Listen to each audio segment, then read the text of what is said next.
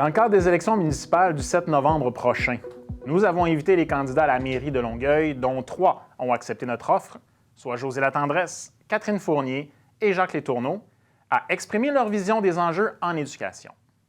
Bien que l'éducation soit de compétence provinciale, les municipalités peuvent être des alliés du personnel de l'éducation et enrichir les services disponibles pour celles et ceux qui fréquentent les établissements scolaires. Plus généralement, elles peuvent donner un coup de pouce aux enfants, aux jeunes et aux moins jeunes. Alors, bienvenue, M. Jacques Letourneau. Merci d'avoir accepté l'invitation du syndicat de Champlain en cette campagne électorale municipale à Longueuil. Syndicat de Champlain qui, évidemment, occupe le territoire de Longueuil par ses accréditations.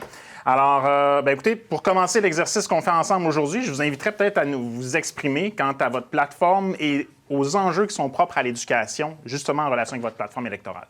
Oui. Bien, merci d'abord pour l'invitation. C'est un plaisir. Moi, je suis un ancien syndicaliste, donc quand j'ai décidé de faire le saut en politique municipale, je l'ai vraiment fait dans une perspective du prolongement de mon engagement depuis toujours. Vous le savez, quand on est syndicaliste, on défend un travailleur dans l'entreprise, des milieux de travail, mais l'enseignante qui quitte l'école ou le préposé aux bénéficiaires qui quitte l'hôpital Charles-Lemoine ou encore un travailleur qui quitte Pratt & Whitney le soir, ça devient un citoyen et une citoyenne. Puis c'est confronté, c'est la même personne, oui. Puis c'est confronté à des enjeux de mobilité, c'est confronté à des enjeux d'habitation, c'est confronté à des enjeux environnementaux. Puis ça veut aussi prendre du bon temps, puis avoir une qualité de vie, des loisirs, puis bon. Alors, je me suis dit, dans le fond, j'ai toujours fait ça, moi, comme syndicaliste, défendre les travailleurs qui sont aussi des citoyennes, des citoyens. Donc, quand j'ai accepté de me lancer, je me suis dit, j'ai jamais fait de politique partisane de ma vie. J'ai jamais même été membre d'un parti politique. C'était la première fois que j'adhérais à un parti parce que c'est le véhicule qui nous amène en campagne électorale. Je connaissais Action Longueuil parce qu'évidemment, Mme Saint-Hilaire a été là longtemps, Mme Parent. Je me suis dit, OK, c'est vrai que les dernières années n'ont pas été faciles, mais arriver en politique puis penser faire table rase complètement puis promettre que du nouveau, ça, je crois pas à ça. J'ai trop passé ma vie à négocier avec des gouvernements, que ce soit à Ottawa, Québec ou ailleurs, pour savoir que tu peux te mettre dans une perspective de rupture au sens où tu vas donner peut-être un coup un peu plus à gauche, un peu plus social, mais tu peux pas faire table rase de tout, puis tu peux pas... Bon, on vit dans un monde, une économie capitaliste, tout ça, puis on est obligé de composer avec une certaine réalité. Fait que travailler sur une plateforme vraiment accessible. Moi, ma priorité, c'est vraiment l'habitation. Il y a une crise à Longueuil en ce moment au niveau de l'habitation, du logement abordable. Malheureusement, ce qu'on a vécu à Montréal dans les 20-25 dernières années, c'est en train de se vivre à Longueuil. Donc, c'est plus juste un enjeu pour les plus démunis de la société, là. C'est aussi un enjeu pour les gens de la classe moyenne, donc vos membres. Demain matin, s'acheter une maison, même à Saint-Hubert, jadis, ça a déjà été présenté comme abordable, c'est de plus en plus dispendieux à cause du boom immobilier, tout ça. Oui. Puis un enjeu aussi au niveau du parc locatif. Donc, moi, un des premiers engagements que j'ai pris, j'en ai pas pris des dizaines, c'est de dire on va faire un sommet sur l'habitation pour se donner une stratégie de développer des logements sociaux, mais développer aussi des formes comme les coopératives d'habitation ou encore même des coopératives de propriétaires pour permettre justement d'offrir aux gens de Longueuil quelque chose qui est plus abordable que des condos à 1,5 million, là. Effectivement, mais qu'en est-il des différents enjeux que pourraient avoir les fameux partenariats entre la ville et le milieu scolaire de la région? C'est ça essentiellement ma question. Ah bien, absolument. C'est-à-dire qu'une fois qu'on a parlé d'habitation puis de logement abordable, même si l'éducation relève du ministère de l'Éducation ou du ministère de l'Enseignement supérieur, quand on parle du cégep des universités, le partenariat avec le milieu est essentiel et fondamental. Parce que des fois, les gens vont dire « Ouais, mais l'éducation, ça ne relève pas des villes. » Non. C'est vrai, mais s'il y a des problèmes dans le réseau de l'éducation, s'il manque d'écoles, par exemple, parce que la ville est en train de se densifier, si la qualité des infrastructures est déficiente, parce qu'on le sait qu'on n'a pas investi beaucoup dans le monde de l'éducation au cours des dernières années, bien, c'est dans notre milieu que ça se vit. Et c'est les gens qui vivent sur le territoire de Longueuil qui vont le vivre, tant comme enseignants que personnel de soutien que parents. Parce que les parents nous le disent des fois, tu sais, les écoles, les infrastructures, c'est pas terrible. Oui. Vous avez raison. Puis, fait que moi, je pense qu'une ville, puis un maire responsable est capable de porter sa voix pour dire au gouvernement du Québec, il faut investir en éducation. Parfait. Ils sont contents de l'entendre. Puis dans les prochaines questions qui vont s'en venir, on pourra peut-être aller plus dans le détail. Dans le fond, pour un peu dynamiser l'entrevue, là, je vais vous poser une série de questions en rafale. Réponse courte. Allez-y. Si vous êtes capable. Alors, je sais qu'un syndicaliste, des fois, ça a pas la langue dans sa poche. Non, mais on est capable de faire esprit de synthèse. Excellent. Donc, première question. Contrer le décrochage scolaire dans les milieux défavorisés en travaillant avec les partenaires de l'éducation, oui ou non? Ben oui, absolument. Excellent. Aide financière au logement ou à l'accès à la propriété? Bien sûr. Vous en avez parlé tout à l'heure. Priorité prioritaire. Transport collectif gratuit pour les jeunes étudiants? Transport collectif gratuit pour les étudiants du postsecondaire dans un premier temps, sur un modèle qui a été développé à Sherbrooke. Moi, je l'ai même mis dans notre plateforme. Je l'ai annoncé il y a quelques semaines. Cégep, université. Après ça, il y a aussi peut-être effectivement un débat sur l'élargissement de la mesure. Moi, je vais vous dire bien honnêtement, je viens du secteur public, je viens du mouvement syndical, je ne peux pas être en désaccord avec le principe, mais allons-y graduellement. Parfait. Puis ça va avoir un impact sur l'environnement en plus, parce que les jeunes vont prendre moins d'auto pour se rendre au cégep. Tout à fait.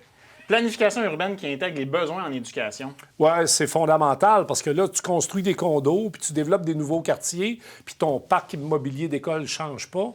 Pourquoi la Ville ne serait pas un partenaire du ministère de l'Éducation? Pourquoi la Ville ne serait pas un partenaire des communautés pour dire qu'il y a des terrains disponibles?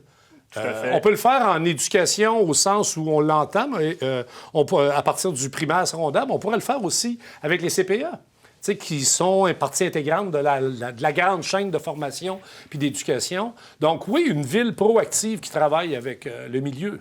Parfait, j'aime ça entendre ça. Valoriser la contribution des aînés dans toute l'offre de services en éducation puis en intégration des nouveaux arrivants. Oui, c'est peut-être quelque chose qu'il faudrait regarder. C'est sûr que ça relève davantage de vous que de la Ville.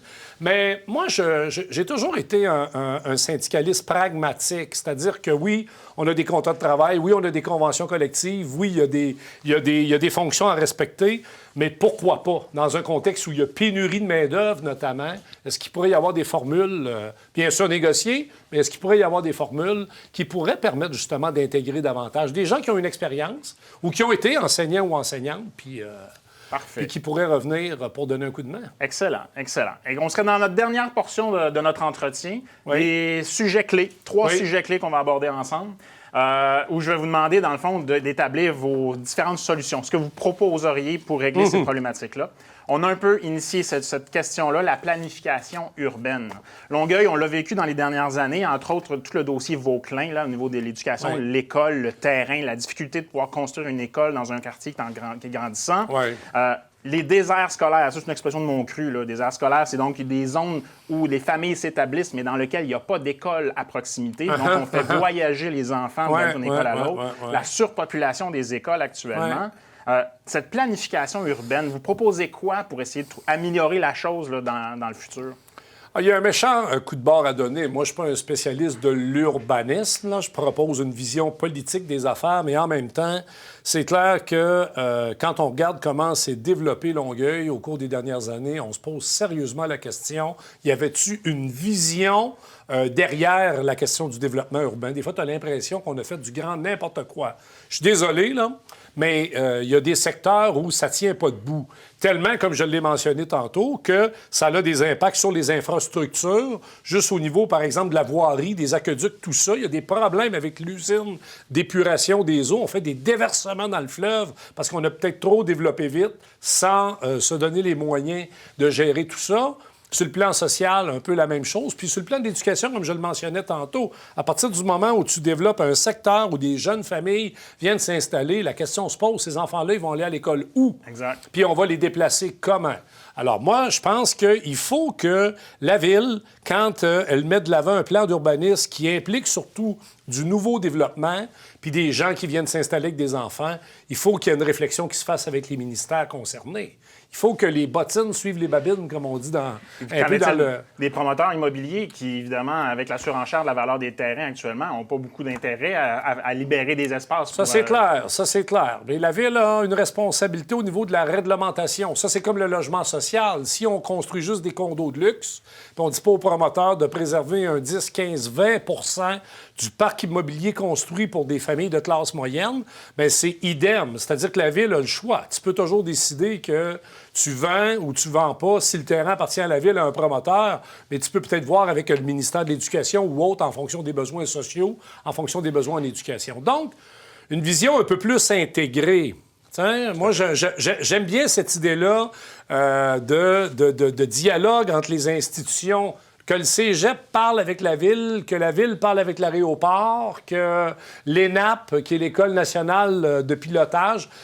On peut pas travailler en silo à bâtir une vision du développement urbain. Moi, je suis du genre à dire asseoir le monde autour d'une table puis se donner des cohésions ensemble pour avoir un petit peu plus de... Bien, je vais sauter sur ce que vous venez de me dire parce qu'avec le prochain sujet, qui est la question de la défavorisation, Ouais. Longueuil, évidemment, vit une situation qui est assimilable à ce que peut vivre Montréal. Là. Le statut de Montréal est défini, on connaît sa réalité, multiethnique, certains quartiers défavorisés et tout. Longueuil n'a pas le même statut que Montréal. Pourtant, ça reste la 5e plus grande ville au Québec. Ça reste qu'il y a une réalité qui est assimilable. Et ça amène des difficultés au niveau scolaire. Bien sûr, nos enfants vivent dans ces événements. Bien sûr. Qu'est-ce que vous proposez pour venir régler ou améliorer la situation de la défavorisation à Longueuil? Oui, bien, c'est une excellente question. Je dirais que c'est le cœur et la raison pour laquelle moi, j'ai décidé de me lancer en politique municipale. Au sens où, des fois, je fais à la blague, devenir maire d'une ville riche, ça ne m'intéresse pas. Au sens où, oui, bien sûr, dans une ville, il y a de la richesse, il y en a à Longueuil, il y a des quartiers qui sont très riches. Mais il y a des enjeux de développement pour les milieux plus défavorisés, avec tous les impacts que ça peut avoir, notamment sur le système d'éducation et de santé, services sociaux, oublions-le pas, mais aussi pour les gens de la classe moyenne, des gens qui gagnent 35, 40, 40, 50 000. Moi, quand j'ai commencé le mouvement syndical des travailleurs pauvres, ça n'existait pas. Syndiqués, encore moins, maintenant, ça existe. C'est un drame.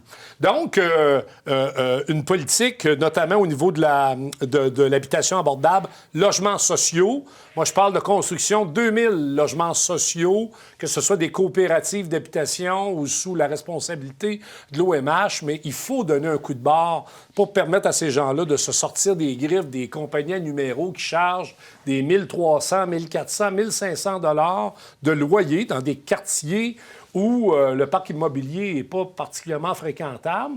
Et évidemment, quand on paye 1 400 pour une famille de 4-5, bien, c'est peut-être des enfants qui vont à l'école puis qui ne mangent pas. Donc, leur donner un peu d'oxygène au niveau du parc locatif, bien, ça va permettre peut-être à ces familles-là de nourrir davantage les enfants.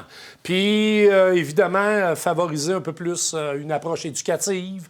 Alors, c'est clair que tout se tient ensemble. Si tu as une problématique de développement social au départ, c'est clair que la conséquence dans le réseau de l'éducation, dans le réseau de la santé, elle est majeure. Parfait, merci. Et dans la même veine, parce qu'on parle de défavorisation, qui est un aspect à Longueuil, l'immigration, oui, la francisation, c'est un enjeu important. On a beaucoup de classes d'accueil au Centre de services scolaires Marie-Victorin, des enfants qui nous arrivent de 4 coins du monde, et ça vient avec des parents et des grands-parents et une famille élargie qu'on doit tout autant accompagner. L'enfant est pris en charge par l'école.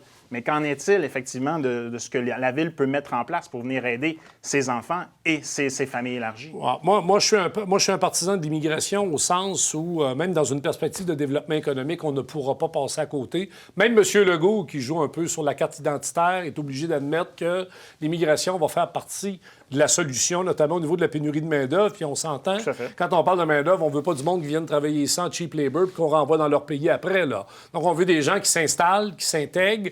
Alors, la Ville peut poser les conditions de cette intégration-là. Et vous parliez tantôt de planification. Bien, si au niveau de l'éducation, ça représente un enjeu, notamment au niveau de la francisation, bien, il y a un partenariat qui doit se développer là aussi. Clairement. Parce que Longueuil est affirmé clairement comme une ville francophone, dont la langue est le français, puis ça, j'en suis, mais il faut que ça se répercute aussi dans nos structures d'accueil, dans notre façon de relever le défi de l'intégration. Ah, bien, il y a clairement des enjeux, puisqu'on offre, il y a des offres de services là, au niveau de l'éducation des adultes, la formation professionnelle. Il y a quelque chose à arrimer à ce niveau-là, à mon avis, puis je pense que la Ville a un rôle à jouer. La Ville peut jouer un rôle important d'arrimage. Ça m'apparaît d'une évidence. Excellent. Et c'est la clé et c'est la base. C'est la base de l'intégration. Donc, vous vous engagez à faire de ces chantiers-là un Absolument. événement important. Je veux dire, on ne peut pas passer à côté d'eux. Si on peut bien dire qu'on est favorable à la question migratoire, mais il faut aussi la poser en termes d'intégration. Là. Tout à fait.